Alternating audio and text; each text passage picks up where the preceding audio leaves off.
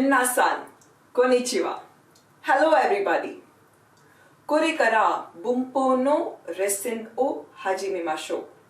Let's start our grammar lesson from today. First lesson which we would be seeing will introduce you to certain basic sentence patterns. It will teach you how to frame out some basic questions and will also teach you some 2 or 3 nuances of framing sentences.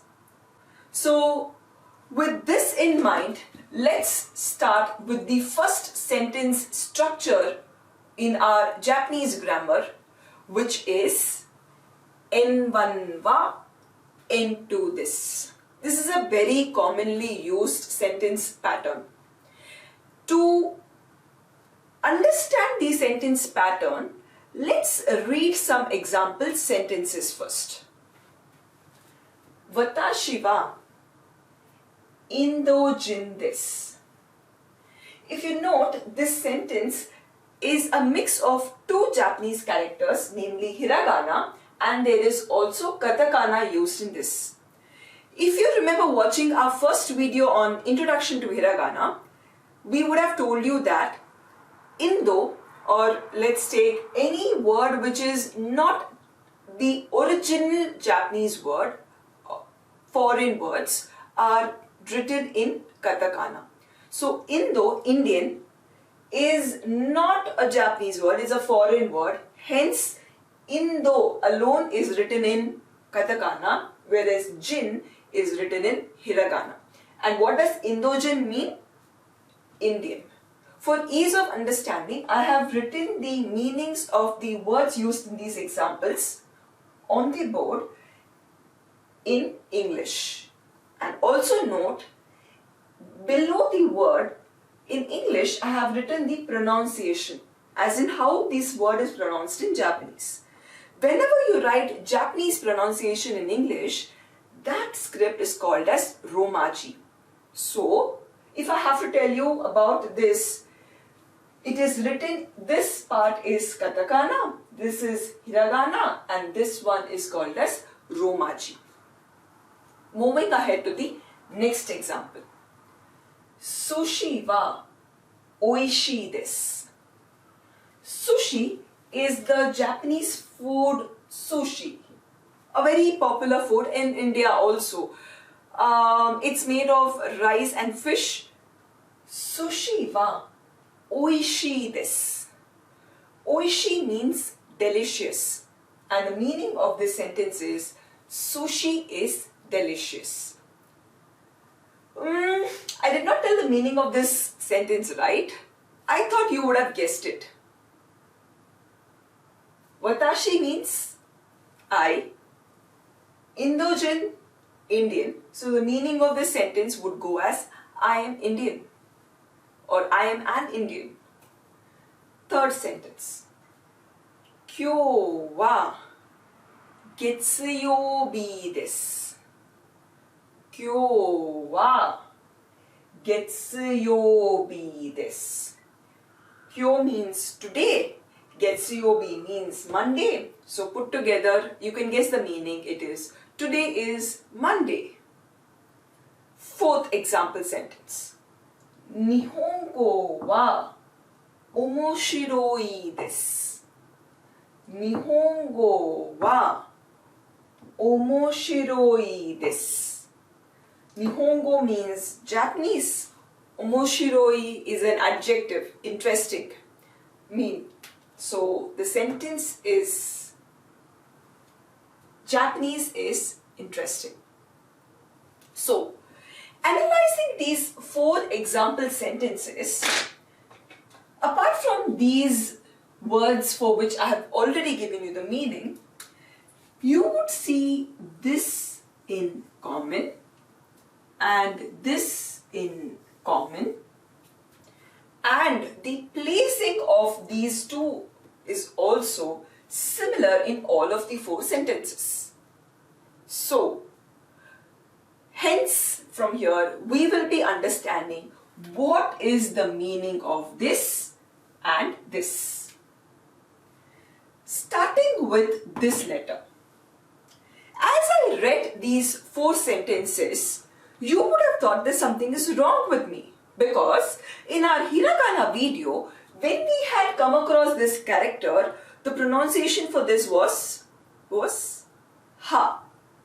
But all through the example sentences when I was reading it, I read this as wa.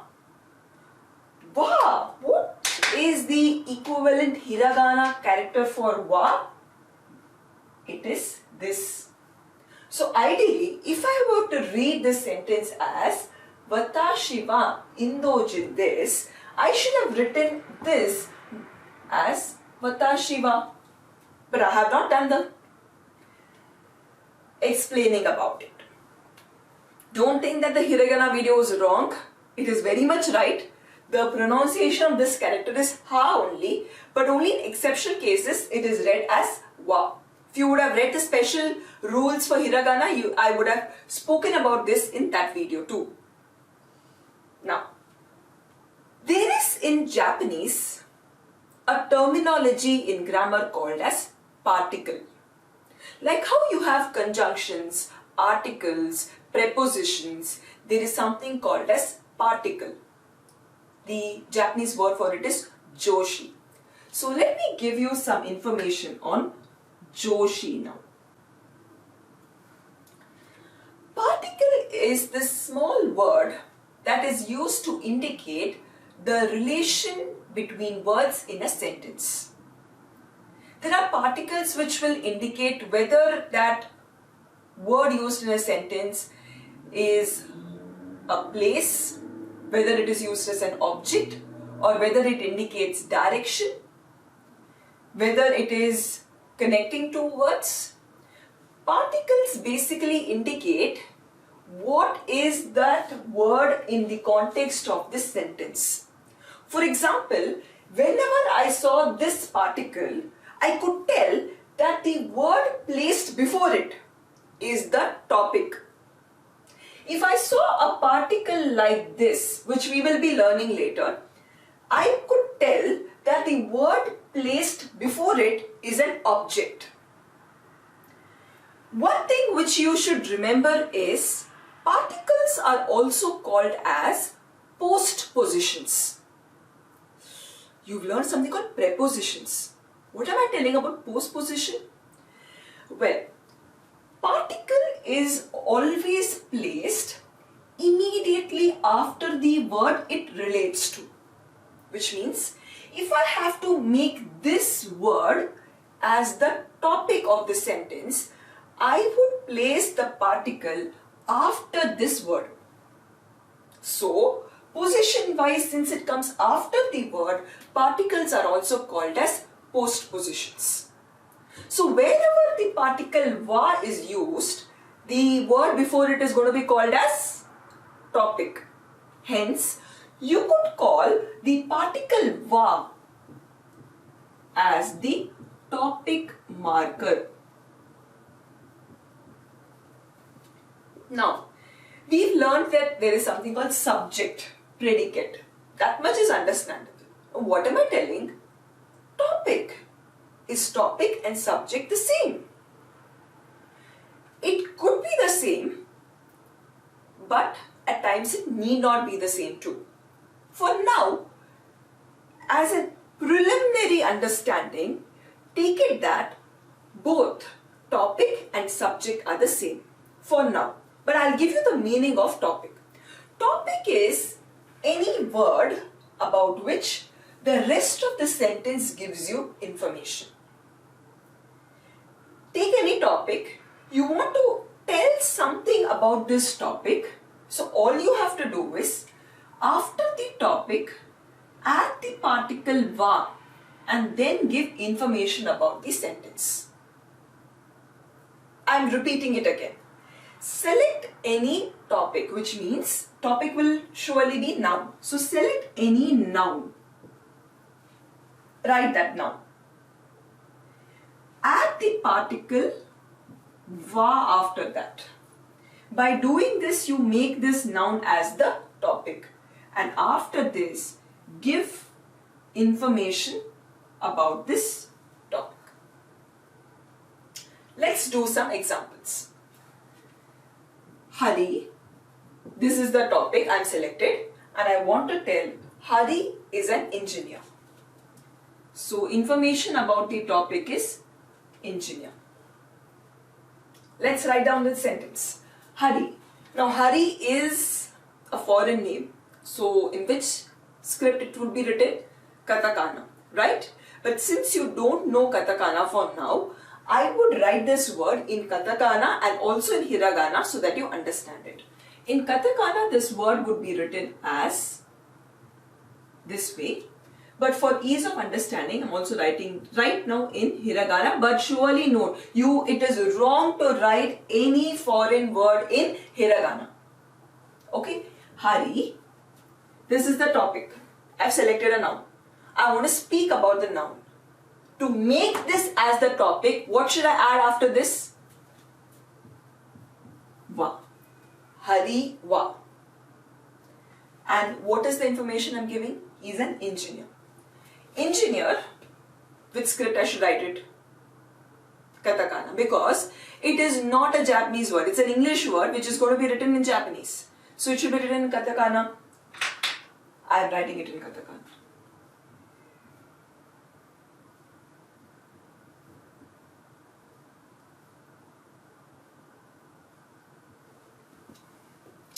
Engineer. Engineer. Hari va engineer this. I am also writing something called this at the end. Hari va engineer this. This takes us to the next term which you're going to learn, which is the this. And let me call this as the copula. Copula. Very technical sounds, right? Okay, we will change this into verb for now. This. This is a verb. And since in the Japanese sentence structure, verbs are always placed at the end, this will always come only at the end of a sentence. Point number 1.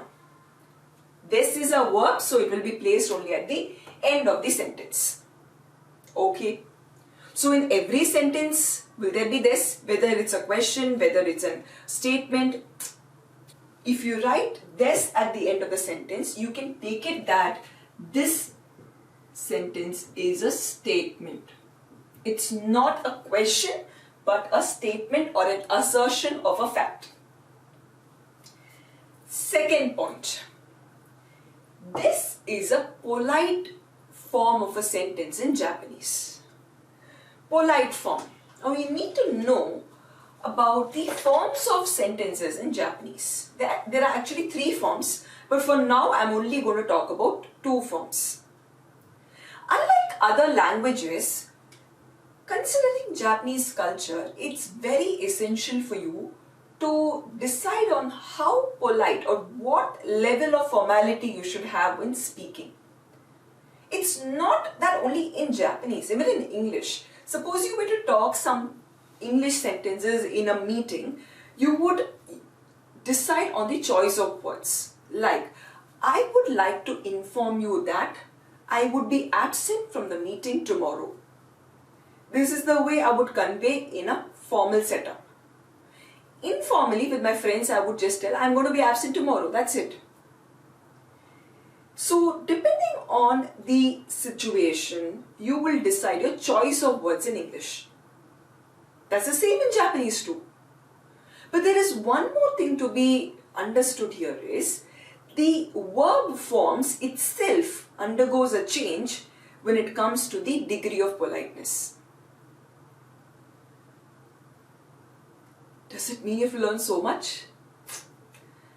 Just bear some basic points in mind, because as we keep moving into the lessons, these basic concepts, if they are there in your mind, you will be able to connect. Ah, polite form, she told.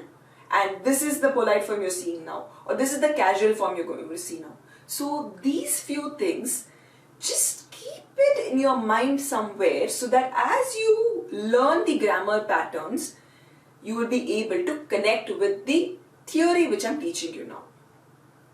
Okay, so there are two forms. One is the polite or the formal way speech, and the other is the casual or the informal speech. For the first few lessons in our grammar, we would be focusing only on the formal. And only after we complete 50% of our lessons, then only we will start learning about the casual or the informal form. Now, when are you to use polite? When are you to use casual form? It depends on the rank of the person to whom you're speaking and the relationship you have.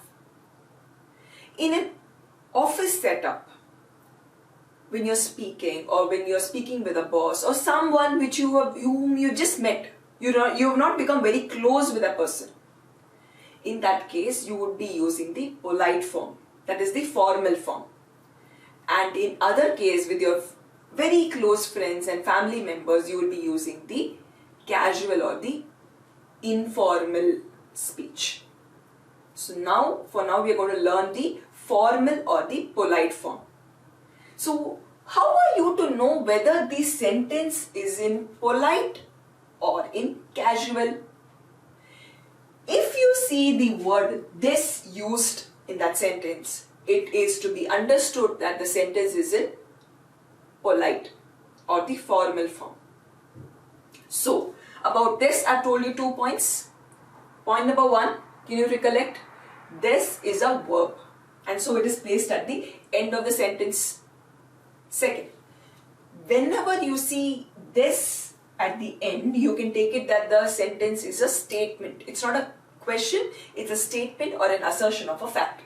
And the third point which I've just told you is, wherever this is there, you can take it that the sentence is in polite form. Okay? A very, very theoretical approach. Now, this being a verb, it will conjugate,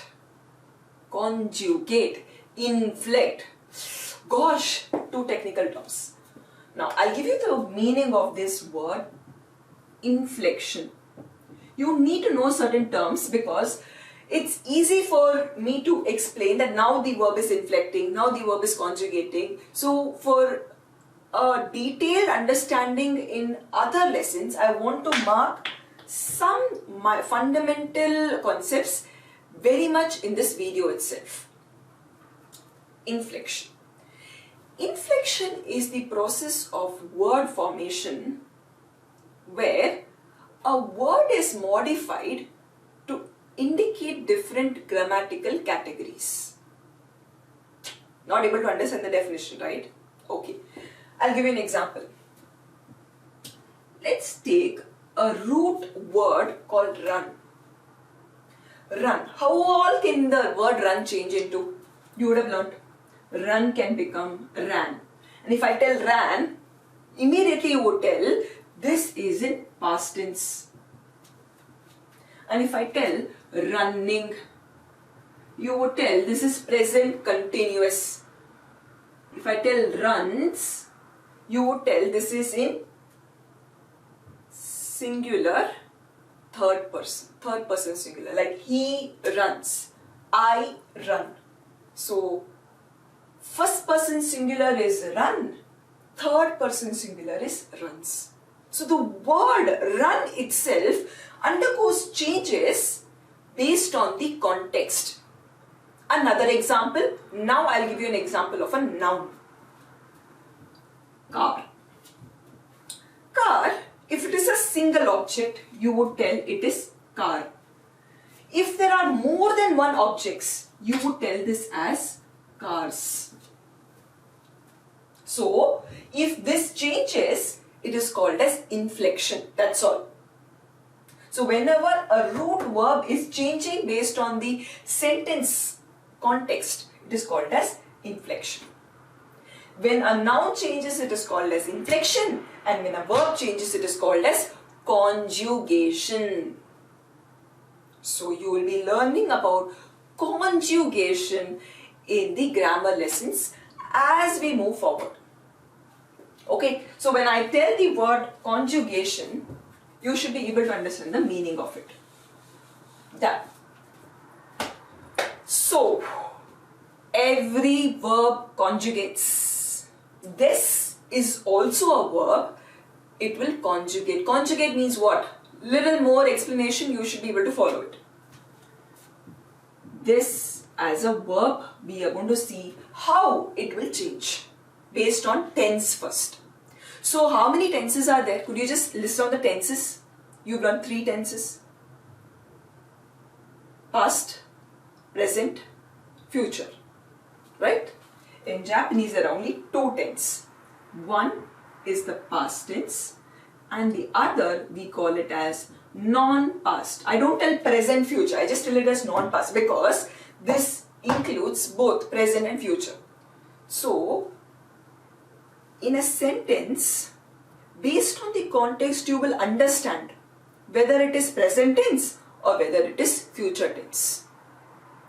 In Japanese, there's one other distinct point about the way Japanese sentences are written.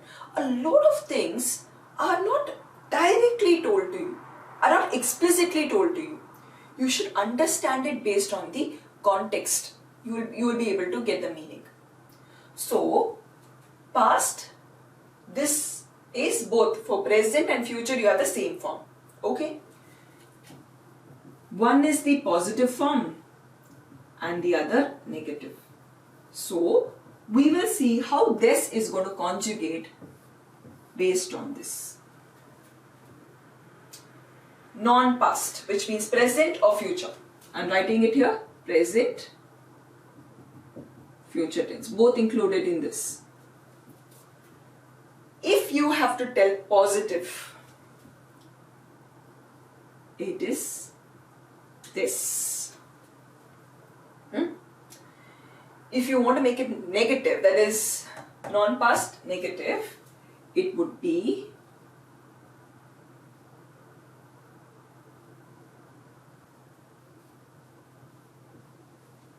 ja arimasen. Read this along with me. Ja arimasen. This is a blended sound, combined sound. Ya, I have not written ya in the normal size but in a smaller size. So this is a blended sound. Ja arimasen. If you want to make it sound little more formal, remember I told you 2 forms, right?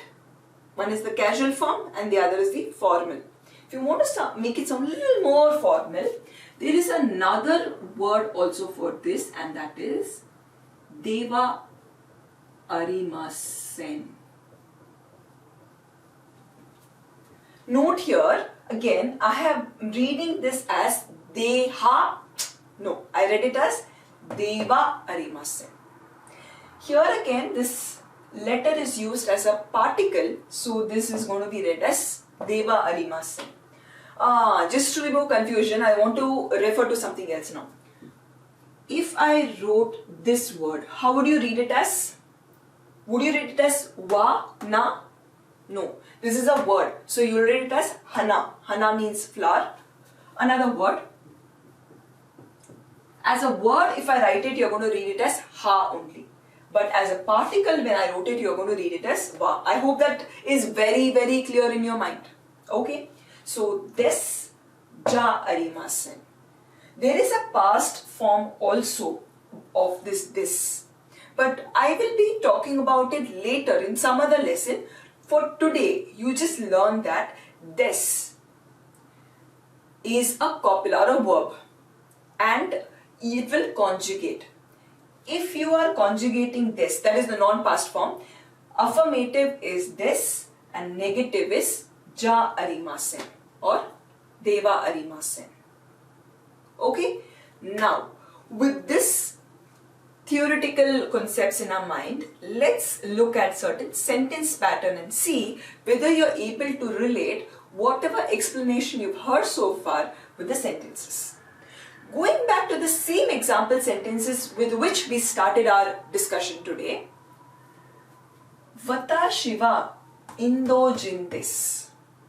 So, this is the topic marker wa. Any word placed before it becomes the topic. Watashi wa. A statement about it, Indojin desu. So it ends with this, which means it is a sentence or a statement. Let me see whether you are able to make some sentences now.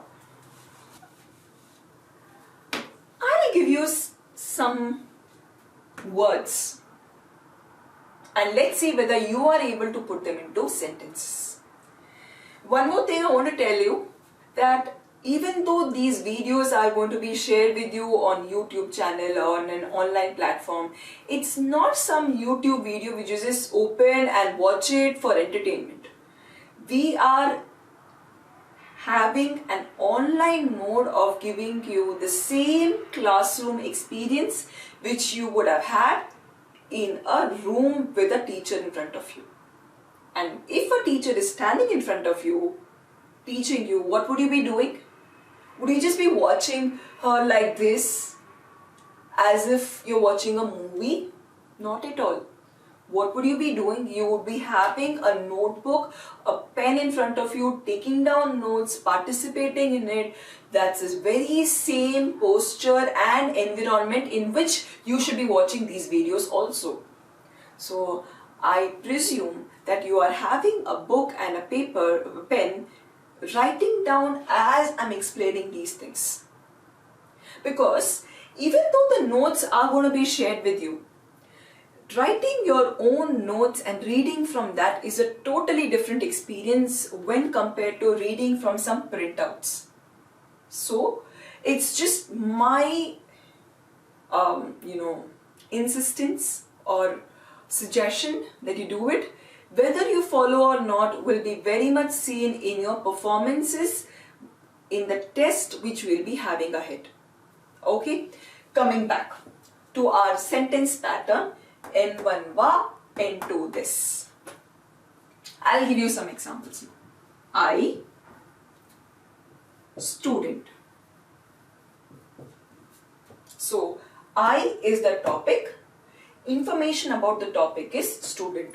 Since you don't know Japanese vocabulary, I would be giving you the Japanese words also for these. I, take a guess. What is the Japanese word for I? Watashi. Okay, so I'm giving you watashi. And student, the word is gakusei. Gakusei. Gakusei.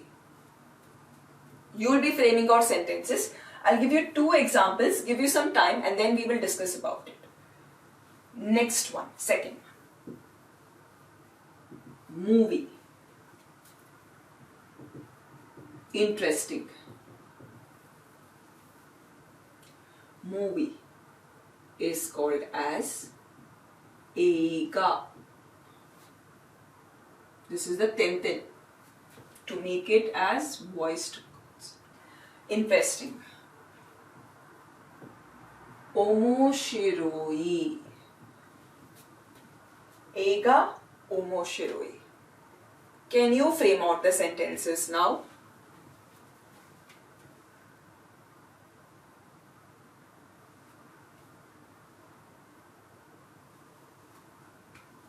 Yes, can we discuss about it? To make this as the topic, we will be writing here as wa. Since it is a statement, it will end with this. So, watashi wa gakusei desu. Eiga wa omoshiroi desu. So, with this sentence pattern, let's see how we can frame out a very simple way of introducing yourself to anybody in Japanese. Okay, let's do that activity now. You're meeting someone. The first word which you will be using could be konnichiwa. Konnichiwa. It's like hello. So the first, when you meet someone, you would tell konnichiwa. Konnichiwa. There is another greeting which you tell to another person when you meet them for the first time, and that is hajimemashite. Hajimemashite. Please repeat the words along with me, because language is something which is spoken, and the more you open your word and speak out, you will be able to register those words in your mind.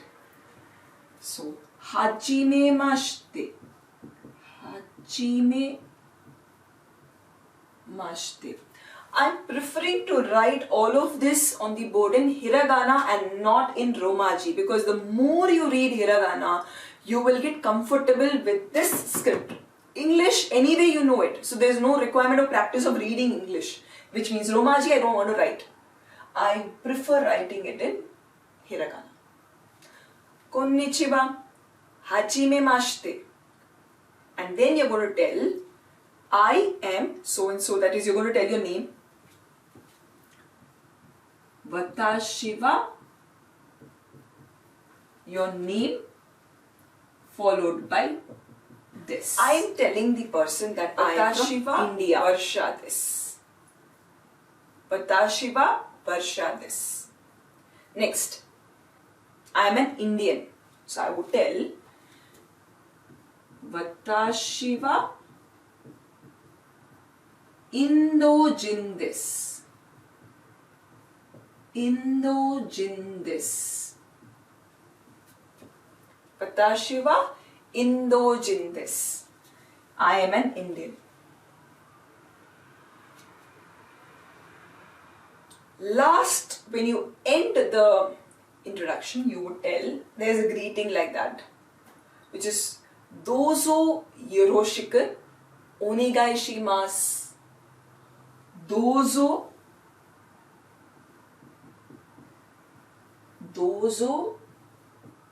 yoroshiku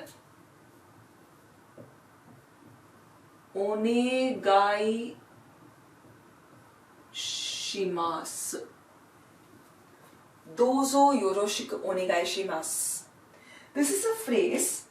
If I have to give you the literal meaning of it, dozo means please take care of me. Or you could tell, I would be happy working with you. So this is a phrase which is commonly used at the end. Dozo yoroshiku onegai shimasu. Onegai shimasu makes it more formal, polite form. If you just tell yoroshiku, it means it is informal or casual. But for now, we are not going to touch informal or casual form anywhere. All that you're learning is only the polite form. Okay? So I'm not going to again bring parallels between this form till a few lessons are over. So, self-introduction. Can we just practice? Konnichiwa. Hajimemashite. Watashi wa Varsha desu. Watashi wa Indo-jin desu. Dozo yoroshiku onegai shimasu.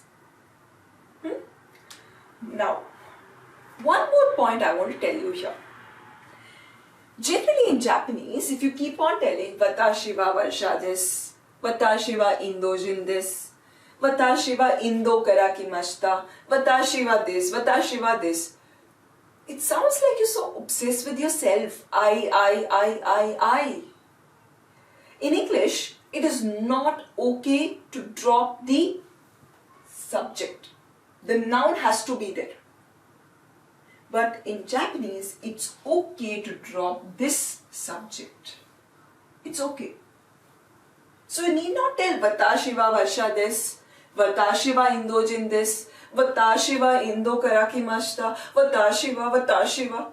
They would think that you are not a person, who understands Japanese in its true sense. So, rehearsing the Jikoshokai, this introduction, Chikko Shokai, again without this watashi wa. Okay, let's do it again. Konnichiwa. Hajimemashite. Varsha desu. You need not tell watashi wa varsha. Just drop watashi wa.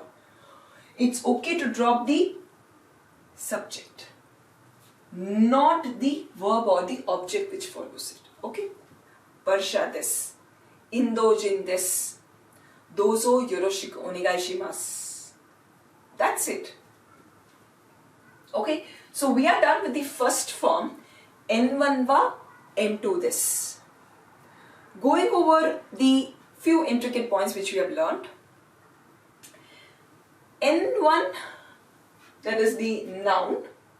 If it is followed by the particle wa is the topic marker. So this makes the noun as the topic.